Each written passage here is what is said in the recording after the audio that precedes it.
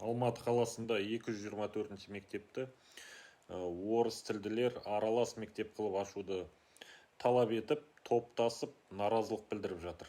Мы просим, чтобы разгрузили близлежащие школы, где обучаются по 40-42 ученика в классе и по 3 человек сидят за партами. Наш микроучасток перенаселен. Мы имеем огромное количество ЖК на нашем участке. И к нашему микроучастку относится всего лишь одна школа. Мы имеем факты того, что детей сейчас уже в эту школу не принимают, потому как школа переукомплектована. Близлежащие школы нас также не принимают. На фоне неопределенности властей касательно языкового уклона этой школы разгорелся межязыковой конфликт. Люди, не имеющие отношения к этой школе, распространяют ложную информацию о том, что обучение в школе будет только на казахском языке. И для того, чтобы прекратить этот конфликт, жители этого микроучастка вышли со своим требованием. Согласно Конституции РК и защите прав ребенка о законах об образовании, мы просим сделать данную школу на смешанной основе казахский язык обучения и русский. Мы, жители близлежащих домов, это наш микроучасток, имеем полное право ходить сюда.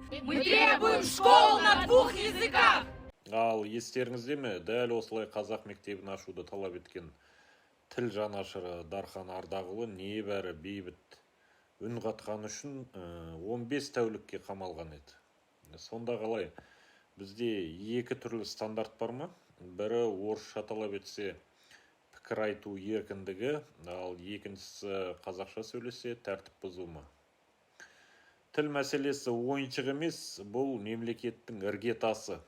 Бізге нақты мемлекеттік тіл туралы заң керек деп ойлаймын. Егер өз отанымызда қазақ тілін қорғай алмасақ, ертең отанымыздың өзін қорғай алмай қаламыз.